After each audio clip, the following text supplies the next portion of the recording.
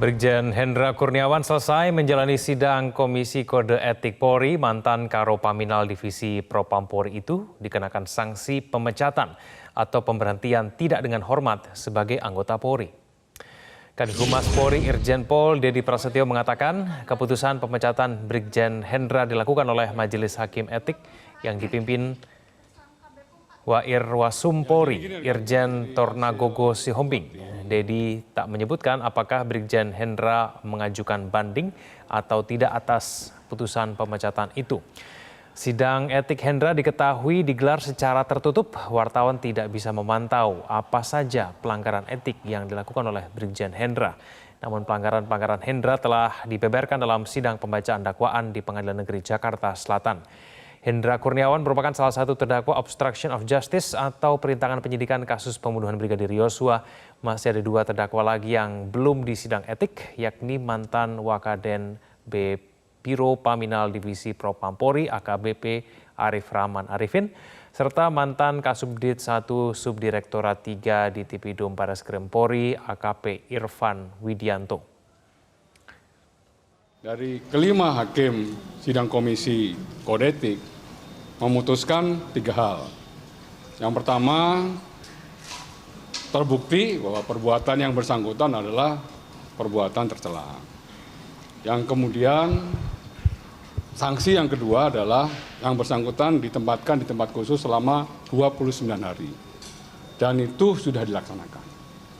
Yang ketiga, keputusan dari sidang komisi kode etik yang bersangkutan di PTDH diberhentikan dengan tidak hormat dalam dinas.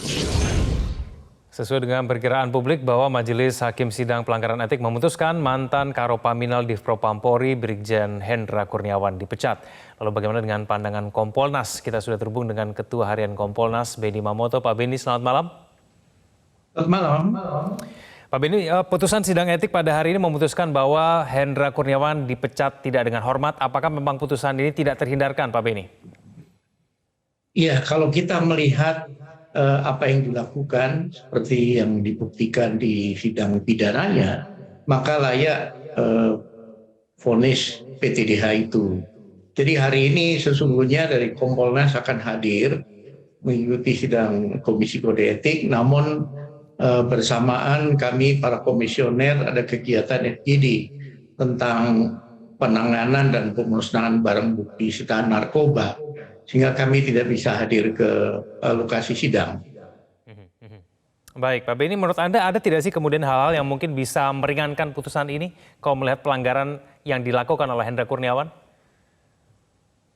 Kalau kita ikuti jalannya persidangan pidana yang terbuka, kita melihat bahwa terlihat sudah saling melempar tanggung jawab, semua dilimpahkan ke atas, semua dasarnya atas perintah dan sebagainya.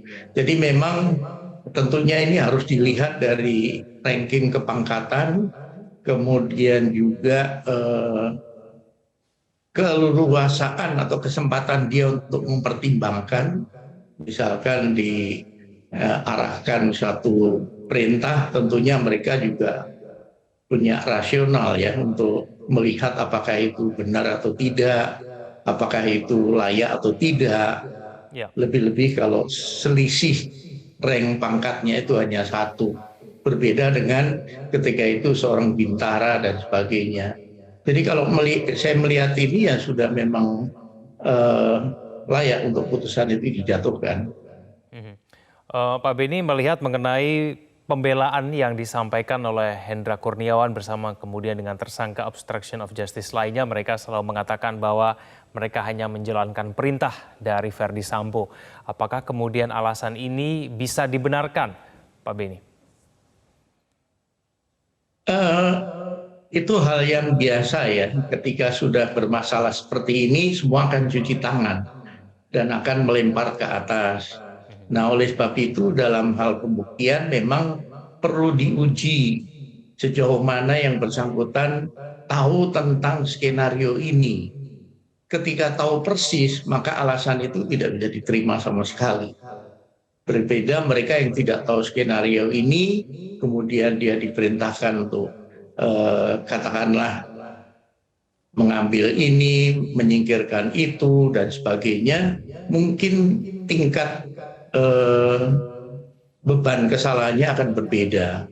Tetapi kalau sudah tahu skenario ini, kemudian dia sekarang ngeles, ya itu tentunya tidak bisa diterima. Pak Benny, mohon konfirmasinya, apakah kemudian dengan pangkat yang lebih rendah ini boleh melawan ataupun mempertanyakan perintah dari atasannya?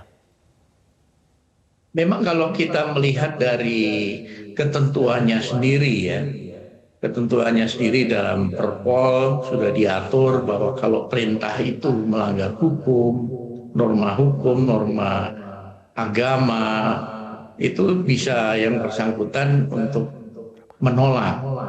Kemudian nanti segera melaporkan ke yang lebih tinggi untuk mendapatkan perlindungan.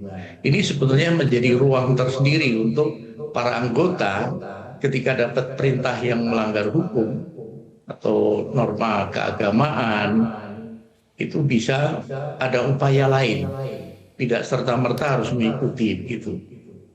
Oke, Pak Benny, terakhir apa yang mendasari persidangan etik Hendra Kurniawan ini berjalan secara tertutup, Pak Benny?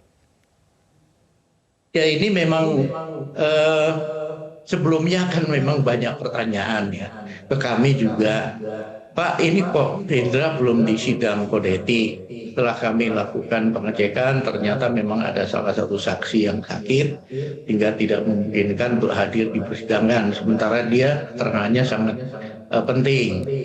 Kedua, dengan berjalannya persidangan pidana maka perlu mengatur jadwal disesuaikan dengan jadwal persidangan pidana, perlu izin dari hakim dan sebagainya. Tetapi bersyukur hari ini bisa selesai lancar dan vonis sudah diberikan, sehingga pertanyaan publik sudah bisa terjawab lah. Baik, Pak Benny, terima kasih telah bergabung bersama kami di Prime Time News. Selamat malam, Pak Benny Nomoto. Ditangkap polisi karena melanggar peraturan lalu lintas, seorang pria